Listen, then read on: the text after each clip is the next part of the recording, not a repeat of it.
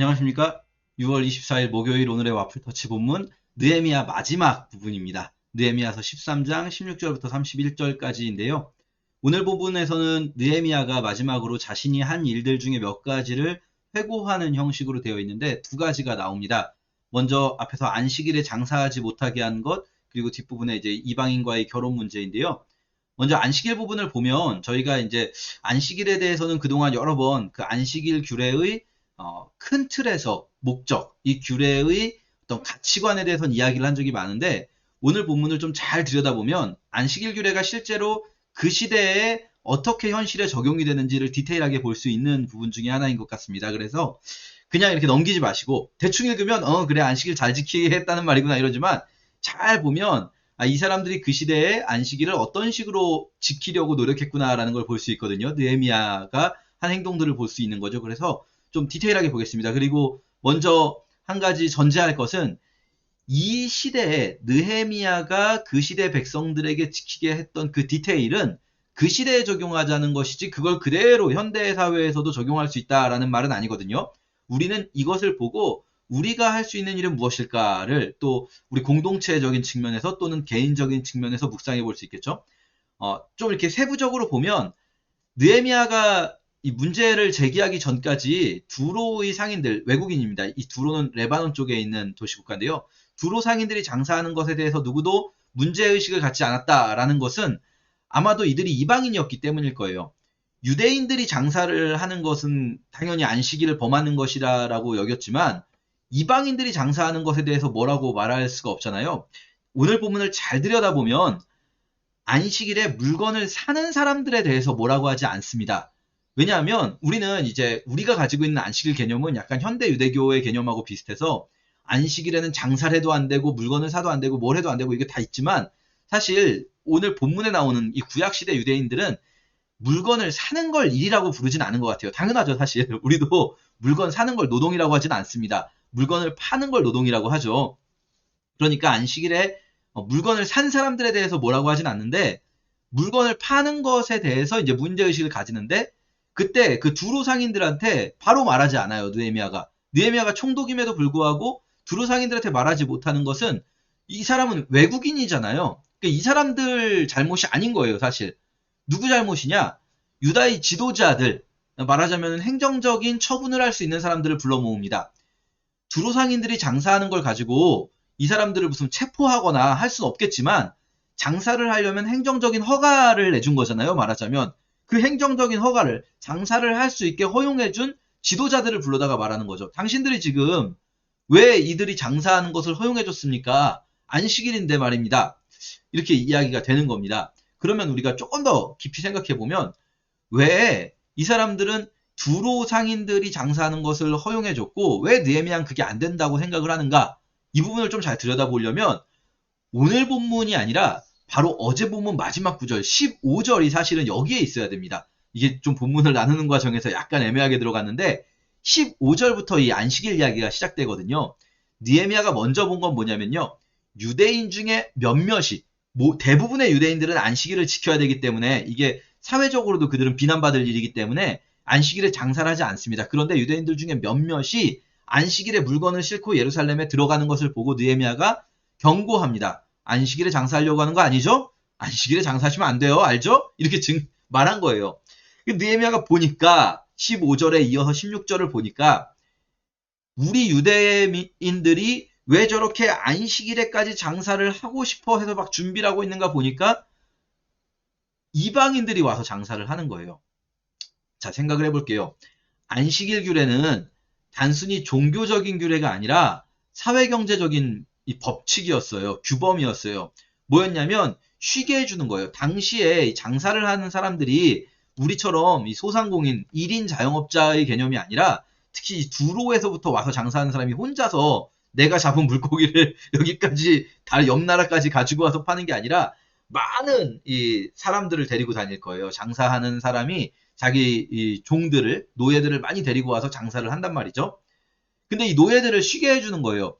사실은 그냥 안식일 규례 자체는 이스라엘 땅 안에 있는 모든 사람에게 적용할 것을 전제로 하고 있어요. 너희 중에 있는 나그네나 이방인들도 안식일규례를 지켜야 된다고 해요. 하지만 이 유다의 지도자들 입장에서는 그래도 이게 외교적인 문제도 있고 어떻게 이방인들한테까지 이거를 강요할 수가 있는가라는 생각을 좀 했던 것 같아요.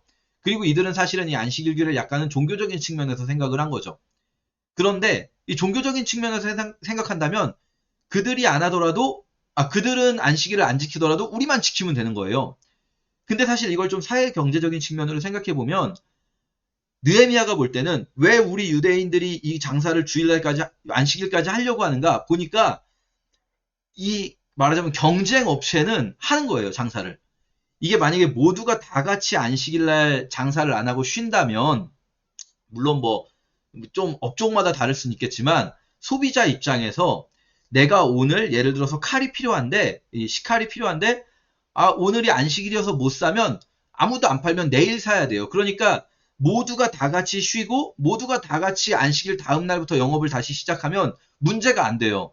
그런데 유대인 장사하는 사람들은 장사를 안 하는데 이방인들이 사업을 해버리면 어떤 일이 벌어집니까? 유대인들 입장에서는 손해가 되는 거예요. 왜냐하면 안식일날 또 이들이 다른 사람들이 이제 특히 농업을 하는 사람들이 다 쉬면 그러면 이 사람들이 그날 더 물건을 사러 많이 나올 거 아니에요. 물건을 사러 많이 나와서 물건을 사가고 나면 우리의 소비자였던 우리의 잠재적 소비자들이 이미 물건을 사버리고 이 안식일 다음 날 되면은 이제 살 사람이 없어지는 거죠. 그러니까 사실 이 안식일 규례는 이스라엘 땅 안에 있는 모든 사람이 지킬 때 이게 공정하게 이루어질 수가 있는 규칙인 거예요. 근데 지금 이것을 그런 사회경제적인 측면에서 바라보지 않고 단순히 종교적인 측면에서 우리 이 종교를 믿는 사람들이 어떤 종교적 열심의 일환으로 그날 하루 장사를 안 한다. 이렇게 생각을 해버리니까 이방인들에 대해서는 이걸 문제 삼지 않으려고 했던 거죠. 느헤미야가 이제 그 부분을 수정했다는 겁니다. 우리가 함께 이 땅 안에 있는 모두가 이것을 지켜야 한다. 그래서 이 이방인들이 이 예루살렘 안에서 못 지키게 했더니 안식일이라는 게 어떻게 되냐면 우리는 하루가 밤 12시부터 밤 12시까지 자정부터 자정까지를 하루로 보는데 그렇게 되면 사실상 이 하루 업무의 시작은 아침부터잖아요. 그런데 이스라엘은 하루의 시작이 저녁 6시부터입니다. 저녁 6시부터 다음날 하루가 시작되는 거거든요. 그래서 저녁 6시까지. 그럼 이 저녁 6시부터 굉장히 사실은 뭐랄까요. 상거래가 많이 이루어져야 되는 시기잖아요. 그러니까 예루살렘 성 안에서 허가를 안 내주니까 성 밖에다가 물건을 늘어놓게 됩니다. 그래서 느헤미야가 그것도 못하게 하는 거죠. 물론 이 사람들을 막 잡아다가 무슨 뭐랄까요.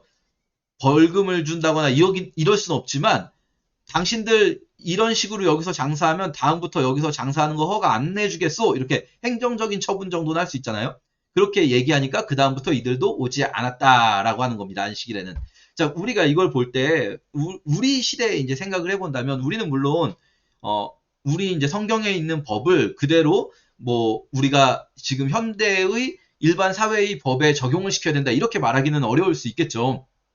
근데 우리 사회가 어느 정도 이렇게 합의해서 만들어진 가치관들에서 무슨 뭐랄까요 근무 시간을 주 몇 시간으로 조정을 한다든지 어떻게 그렇게 우리 사회가 주 5일제를 한다든지 이런 걸 사회적인 합의로 모두가 하기로 한 게 있어요. 근데 그 와중에 이 사업을 하시는 분들 입장에서는 어떻게든 더 내 이득을 크게 하려면 남들 놀 때 일해야 되지 않는가라는 생각을 할 수 있거든요. 물론 그게 이제 법에 저촉되지 않는 선에서 또 남들에게 피해가 되지 않는 선에서 이렇게 할 수 있는 부분들도 있을 겁니다. 물론 모든 걸 이렇게 일방적으로 적용할 만큼 우리 사회가 단순하진 않아요. 그런데 우리 스스로가 좀 생각해봐서 만약에 내가 좀 내 이득을 위해서 우리 공동체가 어떤 함께 좀 합의한 내용에 대해서 내 이득을 위해서 좀 그걸 피해가는 꼼수를 쓰려고 할 때 결국은 우리 모두가 건강해지지 않는 문제들이 생길 수 있단 말이죠. 법에 저촉되진 않지만 그러나 결국은 우리가 다 같이 추구해야 할 건강한 사회를 이뤄가야 할 또 그것이 어떻게 보면 하나님이 원하시는 세상의 모습을 만들어가야 하는 그 방향성이 있는데 몇몇 사람이 그거 어기고 꼼수를 써가지고 이득을 취하기 시작하면 문제가 뭐냐면요. 다른 사람들도 나도 손해보지 않을래. 다 같이 그렇게 하게 되는 거예요. 이게 지금 이런 상황이라고 할 수 있어요. 안식일을 왜 그 땅에 있는 모든 사람이 지켜야 하는가? 그 부분이 바로 이런 것들이 있을 수 있어요. 우리 그리스도인들이라면 특별히 우리가 사실 우리 사회에 그런 부분이 굉장히 많지 않습니까? 무슨 뭐 부동산에 관한 법들이라든지 뭐 여러 가지가 있지 않습니까?